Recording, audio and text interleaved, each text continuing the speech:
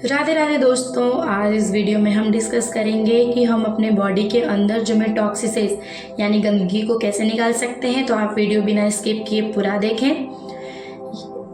जैसे ही हम बॉडी में से गंदगी निकालेंगे और बॉडी को अंदर से साफ करेंगे तो आपका वजन अपने आप कम होने लगेगा, स्किन साफ हो जाएगी और पहले से बहुत ज़्यादा एनर्जी फील होगी।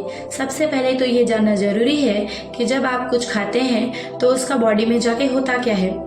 पहले तो खाना आपके पेट में जाता है, जहाँ पे वो टूटता है, फिर आपके इंटेस्टाइन्स में यानी कि आपकी आंतों में, और आखिरी में वो वेस्ट बनकर बॉडी से बाहर निकल जाता है।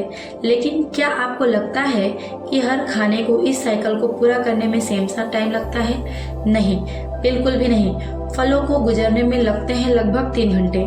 1 घंटा आपके पेट में, 1 घंटा आपके स्मॉल इंटेस्टाइन में और 1 घंटा आपके लार्ज इंटेस्टाइन में। सब्जियों को लगते हैं लगभग 6 घंटे। क्या आप जानते हैं कि अन्न जैसे कि रोटी, चावल, दालों को लगभग 18 घंटे लगते हैं। अब ये एक एस्टिमेट है आपको आइडिया देने के लिए, लेकिन समझना ये है कि जिस खाने में पानी जितना कम होता है उसको बॉडी से निकलने में उतना ही ज़्यादा टाइम लगता है और डाइजेस्ट होने में भी।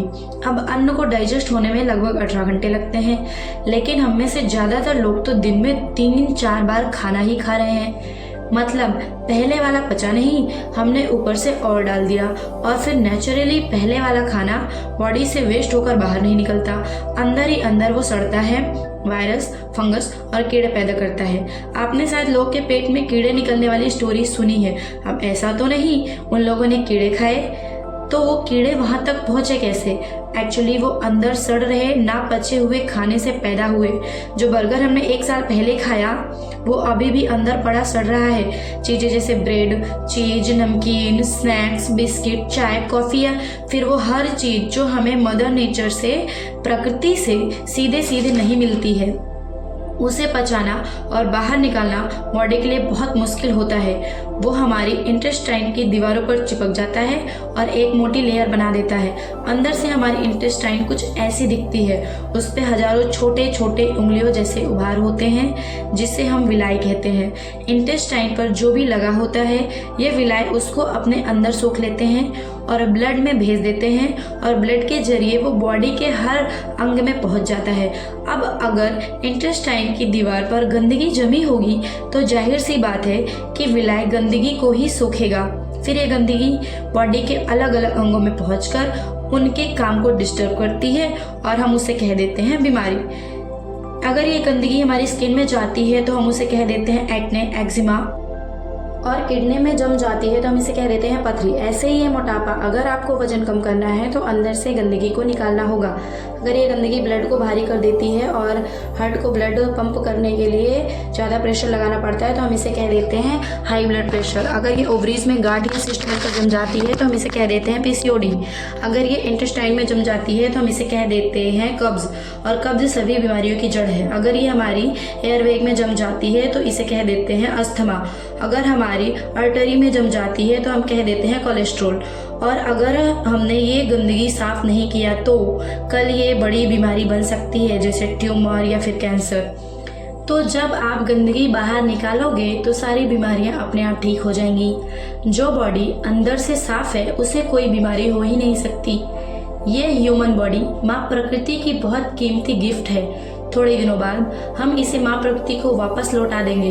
जब तक ये हमारी है, हमारी ड्यूटी है हम इसे साफ रखें। इसके लिए क्या करना है, आप वीडियो पूरा देखें, कृपया स्किप ना करें। आप सुबह सबसे पहले गर्म पानी करके इसे मलासना की स्थिति में बैठकर पिएं, जिससे कि आपके टिश्यूज रिपेयर होंगे।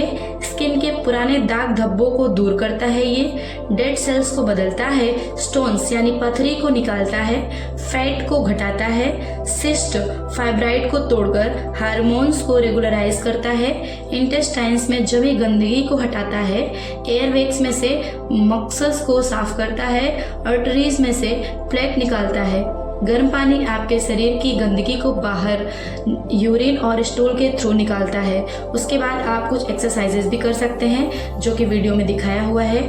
आप प्लैंक स्लैप्स कर सकते हैं।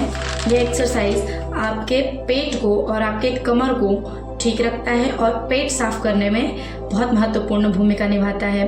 ये एक्सरसाइज करने से आपके पेट की सारी समस्या और बैक की समस्या कम होती है। साथ ही साथ आपका बेली फैट भी लूज होता है।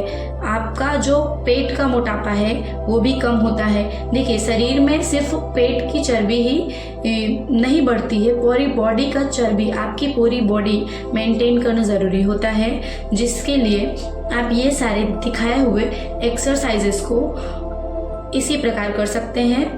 आप इन सारे एक्सरसाइजेस के 1 या 2 रेप्स कर सकते हैं, जो कि 15 या 20 सेट का हो। इससे ज़्यादा आप ना करें, नहीं तो आपको ये प्रॉब्लम कर सकता है। और ये आपके फुल बॉडी का एक्सरसाइज है। ये करने से आपके पूरी शरीर की जो भी बीमारी या समस्या है वो सारी चीज़ें ठीक होंगी। इसलिए ये सारे प्रकार की एक्सरसाइजेज आपको करनी चाहिए। उसके बाद आप सुबह उठने के थोड़ी देर बाद जूस पी लीजिए, जैसे कि नारियल पानी या पेठे का जूस। ये ना अवेलेबल हो तो हरी सब्जी का जूस पी लें। उसके बाद नाश्ते में 1 बड़ी प्लेट मौसम का कोई भी फल लें। उसके बाद लंच में सात्विक सब्जी, रोटी या ब्राउन राइस लें। ध्यान रखें, सब्जियों का उपयोग ज़्यादा करें। फिर डिनर में सूप या सलाद लीजिए। प्लीज़ आप वीडियो लास्ट तक देखें। मैं आपको डिटॉक्स करने का एक तरीका बता रही हूँ, जो मेरे ऑपरेशन के दौरान हुआ था, जिसका वीडियो आपने पहले देखा होगा, जिसका नाम है इनेमा। सिर्फ क्योंकि हम रोज़ बाथरूम जा रहे हैं तो ज़रूरी नहीं कि हमारी इंटेस्टाइन साफ हो। क्या आपने कभी घर के 30 साल पुराने प्लम्बिंग पाइप्स को देखे हैं? उसमें से रोज़ पानी और गंदगी ज़रूर गुजर रही है, लेकिन 30 सालों बाद उसकी दीवार पे इतनी गंदगी इकट्ठा हो जाती है कि किसी भी चीज़ का गुजरना मुश्किल हो जाता है। ऐसा ही कुछ हमारे साथ और हमारे इंटेस्टाइन्स में हो रहा है। इकट्ठा गंदगी होती जा रही है। हमें कुछ ऐसा चाहिए जो इस गंदगी की हार्ड लेयर को सीधा मेल्ट कर सके।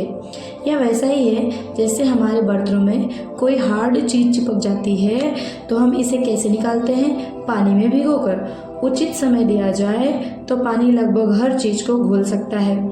अब हम अपने इंटेस्टाइन्स में पानी कैसे लें? एनिमा के थ्रू।